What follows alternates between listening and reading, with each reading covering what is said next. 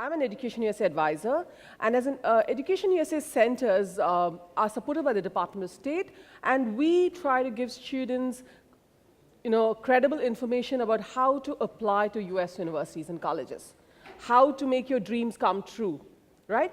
And for this, we have devised a 5-step procedure which students can follow. So, they can plan and strategize their applications, make their application very strong, so they can have a very high likelihood of getting an admission, right? The 5 steps are: 1, research your options; 2, finance your studies; 3, complete your application; 4, apply for your visa; and 5, pre-departure orientation.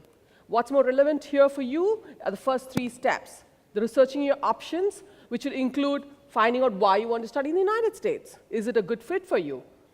What are the features that are attracting you to the US higher education? US might not be the right fit for you if you're not looking for certain things, certain coursework, or certain models of education. So you may want to really research and find out whether US is the higher destination for you. The second is financial studies. Studying in the US can be expensive. Yes, there are scholarships. Where do you find information about the scholarships? You need to research this, right? There is a lot of money out there for international students, but you need to find out. And also be realistic. Make your applications very strong so there's a very high likelihood of you getting an admission with scholarship. Third step is completing your application, right? In third step, where you complete your application, there are 4 major components of the application. 1 is the standardized tests. 2, your academics in school from 9th, 10th, 11th, and 12th scores. Are there any graduate students? If there are graduate students or graduate applicants, of course, you'll have to submit your undergrad degree, academic transcripts. These are the 2 objective elements. The 2 subjective elements of the application, that's the 3 and 4. 3 is your letters of recommendation, and 4 is your statement of purpose for a graduate student, or it's also known as application essays, which are customized to the schools, right? Step 4 and 5 come much later. So once you get an admission, and then you proceed with your visa. Once you get your visa, you actually proceed to learn about the US culture and learn how to adapt in the US culture, the academic culture, what happens to an international student once they reach college, what sort of academic preparation you require, what is the sort of evaluation. And all of that we sort of prepare students on these, all these 5 steps, I would say. So come and visit an Education USA center so that you get more credible information about how to go up the whole process. I'll pass on to Andrew, and probably Jim can talk a little bit more about the process. Fair enough. Can everyone hear me okay? Yes? Okay, great. Well, first and foremost, I'm looking at a room and I see the future. And without question, I'm totally confident that the future is bright. And everyone in this room is already succeeding because it's a Saturday morning, the sun is bright, and you're here thinking, planning, talking about, excited about your future. So I'm so excited because I know that in the next 20, 30, 40 years, I'm going to live in a world that's been shaped by you. So thank you in advance. When I think about education, and just to give the folks in the room who haven't been here for the past 2 days a little insight to what's been going on, we're talking about the One Globe Conference, right?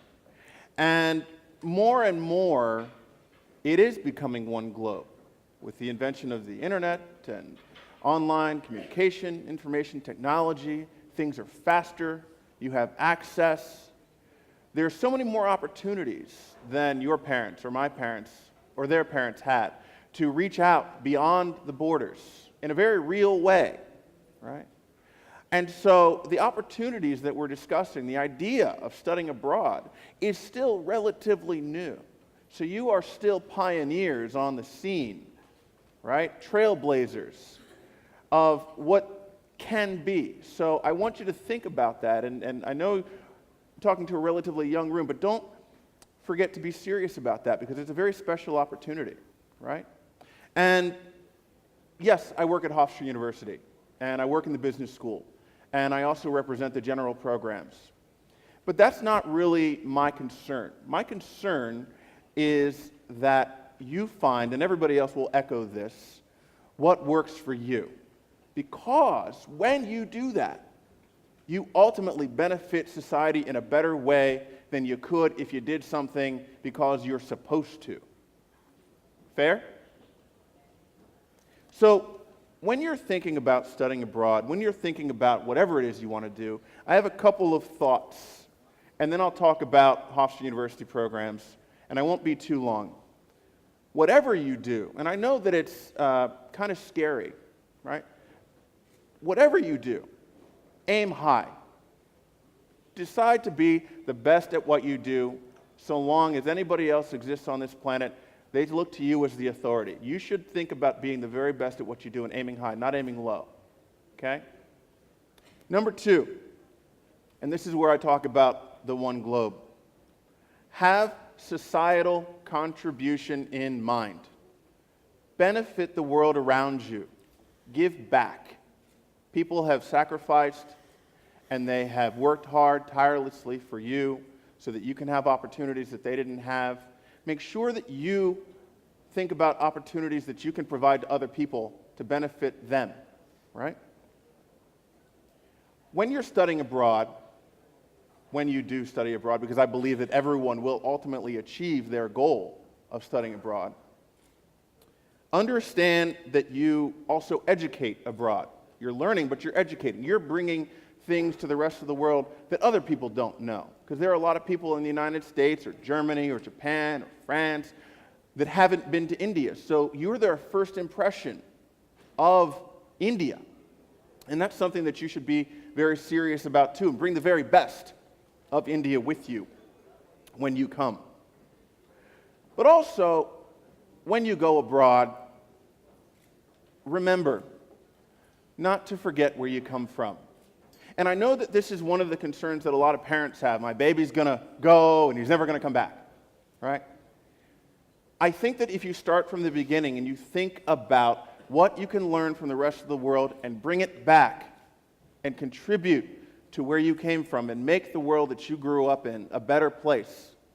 Not that it's bad, but make it even better. Improvement is not negative. That will be a good springboard from which you can jump into your future career, always with contribution in mind, right? And also, finally, regarding education, I feel like it's a journey and not a destination because we have to remember that we're lifelong learners. We're always learning. We're always growing. There's always things to be read and understood and reviewed, right? So those are just a couple of points, right? Now, as far as Hofstra University is concerned, we're based in Long Island, New York, okay? New York is a place big, different, loud, fast, challenging, but it's also its own little world. People from all over the world come to New York to learn and to see and to tour and to eat, just like I came to India to learn and to see and to tour and absolutely to eat, because you have wonderful food here, and I'm really, really happy every time I come to India because you have such good cuisine. So thank you. I'll be back. But that means you can learn from the world, even though you're in a different part of the world. And when you travel, don't forget, you travel to grow. You travel to experience and expand your horizons. And that you want to not forget to introduce yourself to other people from other parts of the world to expand your knowledge base. That's incredibly important, right? So the programs that we offer at Hofstra University, it's a liberal arts institution. I work in the business school, but I can also talk about our engineering program, our journalism program, our psychology program, our education program, right? And of course, our business program. So that brings me back to choosing what you want to do based off of your intentions and your interests and things like that, right? So there's lots of opportunities, and that's one thing that I can say is very good about New York and New York institutions and United States institutions and in general, right? There's a lot of opportunity to choose. You can be creative. You can think outside of the box, and that's okay, right? In terms of our application process, it's pretty streamlined. In the world we live in today, you have to be able to do things online. It's a part of the culture in which we live. Our online application is very accessible, user-friendly, okay? I don't want to get into the details too much of the ABC of the application, but it includes things like test scores. Those are things you have to be prepared to submit, okay? Essays, learning how to write, learning how to present yourself well. And later on, you're going to talk about resume building and interviewing, and those things all work together. You're not in a circle that doesn't touch other circles, right? The things that you learn here, you can apply to here and here and here. So make sure when you're thinking about your learning experience, you're thinking about it in an integrative and connectable way. What can I learn and how can I connect it to this, right? So these are things that I think about when I think about studying abroad. These are things that I think about when I talk about studying at Hofstra.